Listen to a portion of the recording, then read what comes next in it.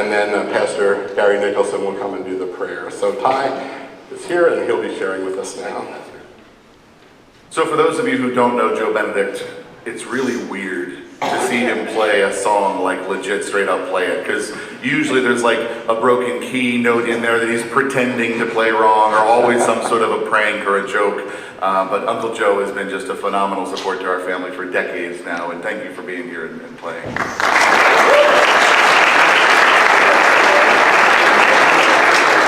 And I have to say, I'm not surprised, but I am overwhelmed by the support. Everybody that's here, and just so wonderful to see all these faces. But I have to apologize, because there is absolutely no chance that I'm going to get through this eulogy without full-on, flat-out, ugly crying, just like Houston was.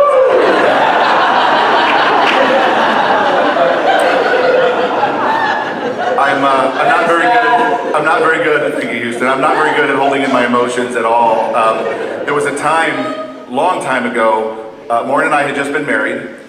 We were living on our own, and my mom let me know that it was time to put our beloved dog down. Pippi was getting old, and I didn't want her to do it alone. So as the responsible young man who just dropped the remote, pardon me.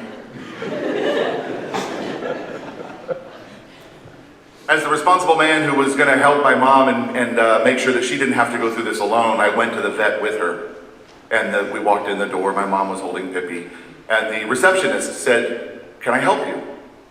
And of course, I walked up and kind of gestured to my mom and said, I got this, like, I'm here to help him. And I said, I could not talk. I couldn't say a single word. And of course, my mom had to step up and say, "Yeah, we're here to put our dog down." And of course, the receptionist had another question. She said, "Do you have a reservation?" I gestured to my mom. "I've got this now. I've got it all out of me." I walked up and I said, I could not say a word. And then a third, so my mom had to come up and say, "Yes, we have a reservation." They said, "What's the dog's name?" I've got it out of my system now. I'm fully ready. "Mom, I got this." Third time, I just could not say a single word. And my mom had to step up and be strong, had to set her emotions aside and take care of the situation just to keep the stuff moving forward, to be, to find the progress that we needed to be able to move forward. That's just what she did. She swallowed her own emotions and figured out how to make things move forward for other people. I often think in life, of course, about Jesus being my North Star, but it's not always clear what the right thing is to do. And whenever I struggle, I really think, what would Maxine do? Because it motivates me to get out and make a difference for people. So while Jesus is my North Star, my mom was my lighthouse.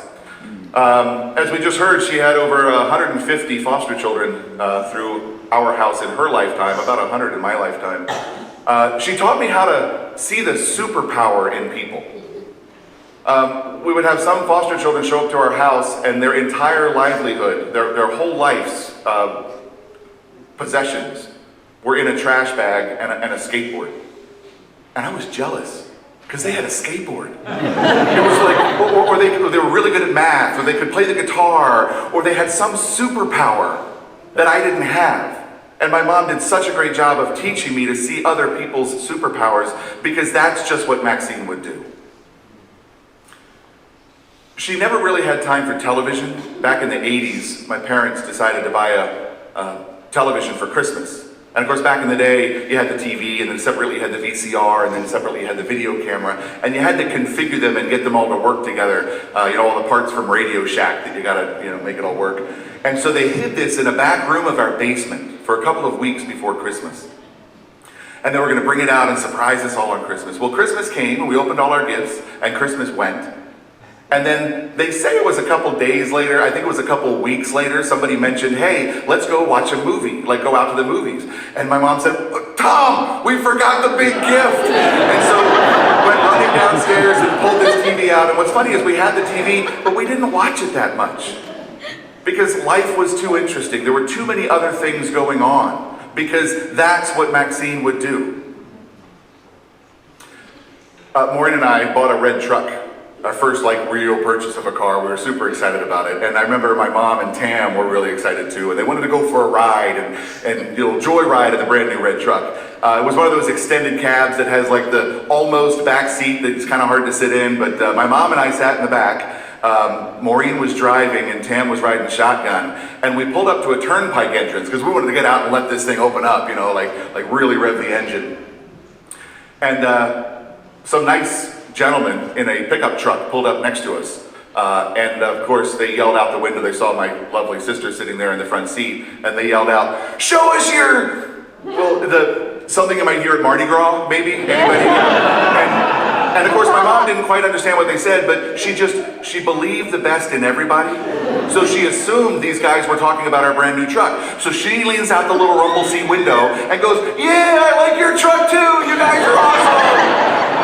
And we're like, "Mom, what are you doing?" She's like, "Well, they like our truck." Like, no. We explained to her what they had said, and she says, "No, those nice boys, they would never." Because she believed in the best in people. Because that's what Maxine would do. She loved to encourage people in their passions. Ted loved to play the piano, I loved to play the drums. And she had this really sneaky way of getting us to practice together. After dinner, she made a deal. She said, "Look, as long as you all go play music, you don't have to do the dishes." Well, that's great, let's go play some music. She took hours to do the dishes. She would be like 3 days later, she's still scrubbing the same pan, and Ted and I are there playing. But it built a bond between Ted and I that really encouraged us not just to follow our passions with music, but our passions together as brothers outside of it. And she encouraged that because that's what Maxine would do. She was always about safe driving. And years ago when Ian got his license, he wasn't always the slowest of drivers. And so she would lecture Ian and say, "Ian, you gotta slow down. Like, you gotta make sure you're not speeding, don't go overkill." And of course, not like 3 days later, she took a left off of Township Line Road onto Hannah Road, a 50-mile-an-hour road onto a 25-mile-an-hour road.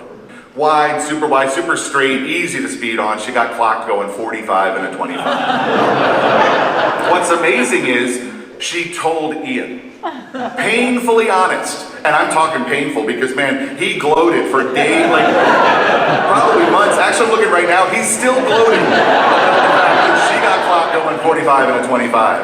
But she was painfully honest no matter what the conditions, because that's what Maxine would do.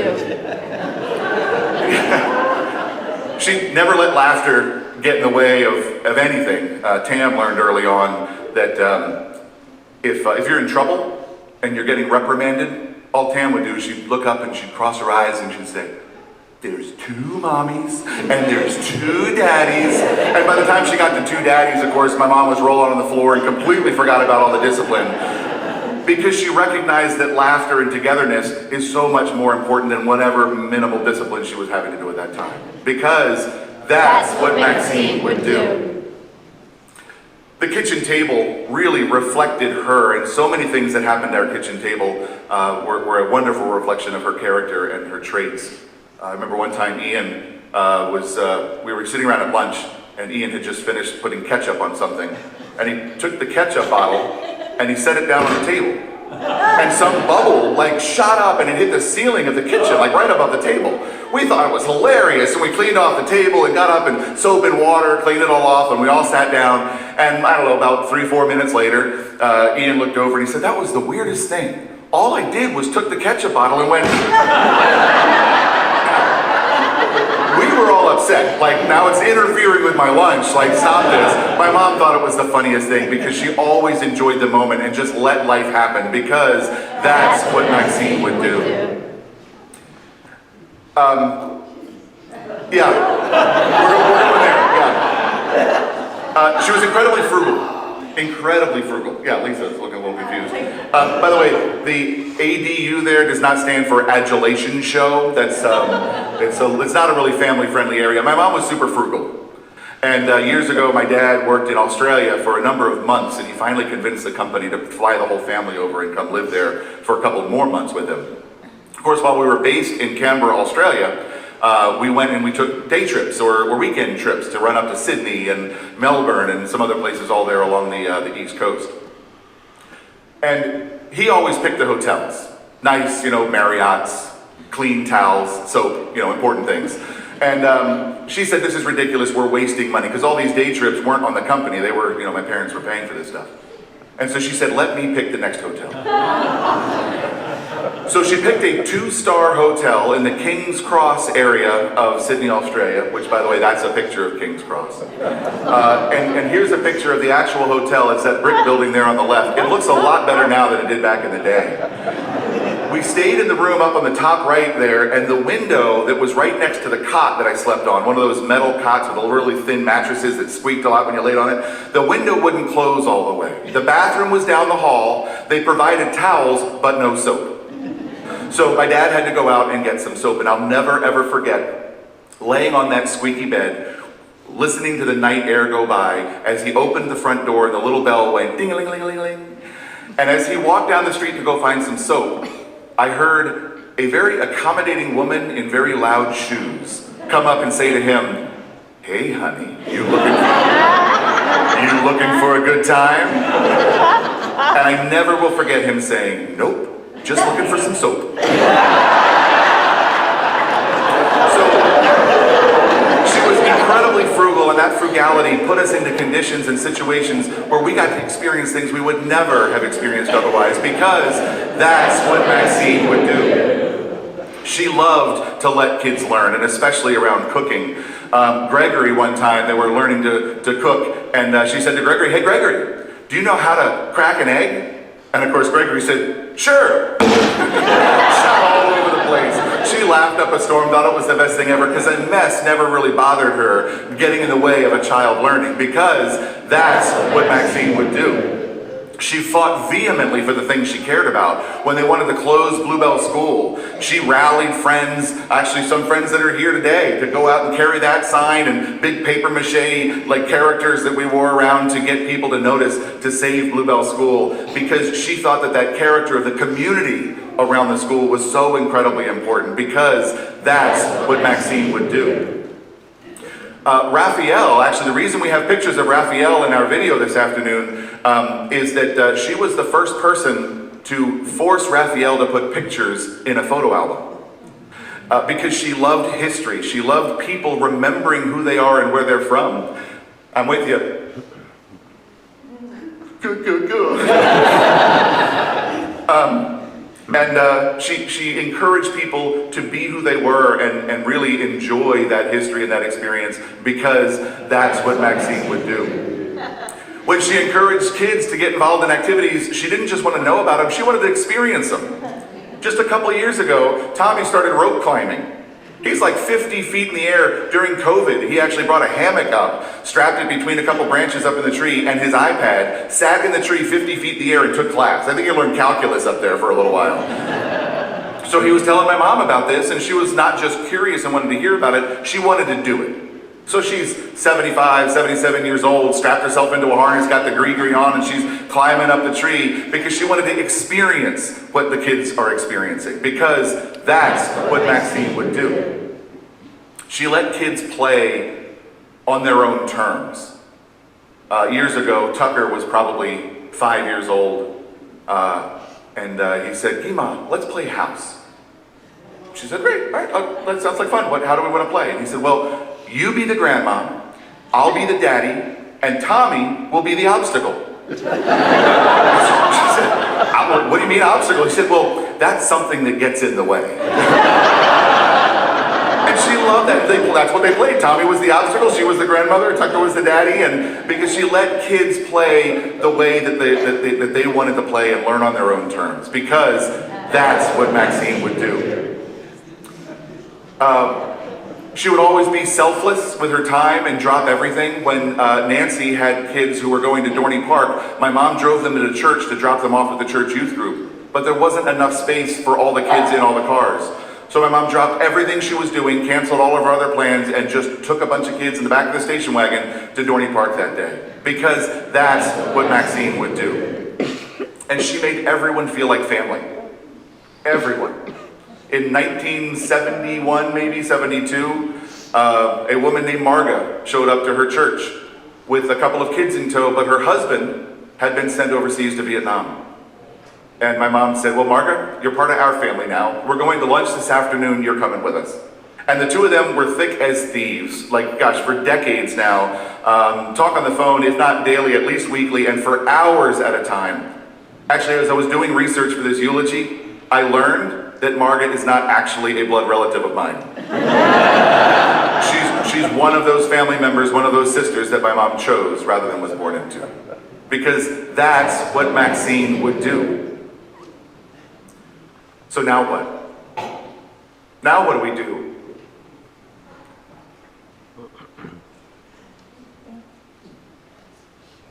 Maxine's not here to share that, making people feel like family, to letting kids learn the way that they learn, to celebrating individuality and hanging on to history and fighting for all the things that she fought for. I know that every one of you in here has felt it. Probably while you're here. Anybody watching from home, anybody who hears about this eulogy later, I promise you, you've felt it. You've felt the benefits of the Maxineisms that are so strong in all of us. So now what do we do? I have a challenge for you. I want you to go and find somebody who needs a leg up, struggling with anything, an adult, a child. Do something extraordinary for them, something completely unexpected, something that makes them feel special. Let them know that they're not alone in whatever they're going through. They've got an entire community, an entire world of people cheering them on and celebrating them. Let them know they're not alone. Because that's what Maxine would do. Thank you.